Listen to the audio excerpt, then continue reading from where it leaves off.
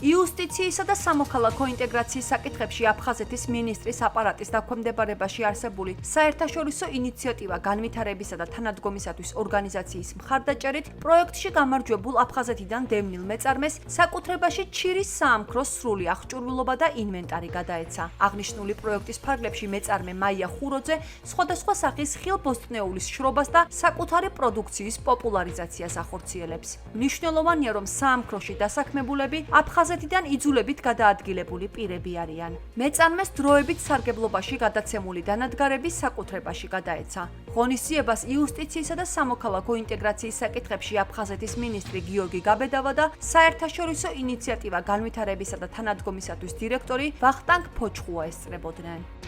მნიშვნელოვანია ის, რომ დასაქმებულია ამ საამქროში აფხაზეთიდან დევნილი რამდენიმე პირი და მათ გაუჩნდათ საკუთარი შემოსავალი და რაც მთავარია, წარმატებები აქვთ ამ კონკრეტულ საქმიანობასთან დაკავშირებით. მე მინდა მადლობა გადაუხადო ასევე ყველა მხარეს, რომელიც ჩართული იყო და რომელმაც ხელი შეუწყო ამ პროექტის განხორციელებას, აფხაზეთის მთავრობას, ასევე ჩეხეთის საელჩოს, რა თქმა უნდა, ჩვენს დაქვემდებარებაში მყოფ ორგანიზაციას, რომლის სახელწოდება გახლავთ საერთაშორისო ინიციატივა განვითარებისა და თანადგომისათვის.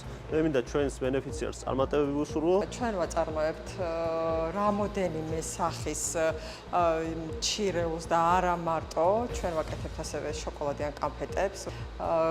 გვაქვს ქლიავის, ხურმის, ვაშლის, ატმის, მარწყვი შრება ახლა უკვე. ერთი წლის წინ გადმომეცა აფხაზეთის მთავრობის მხარდაჭერით ეს დანადგარი. ძალიან მოკლე პერიოდში ძალიან დიდ წარმატებებს მივაღწევთ, ანუ საქართველოს მასშტაბით გულისხმობდა.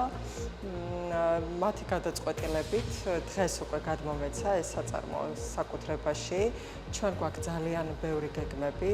მადლობა მინდა გადაუხადო აფხაზეთის მთავრობას ასეთი ნდობისთვის.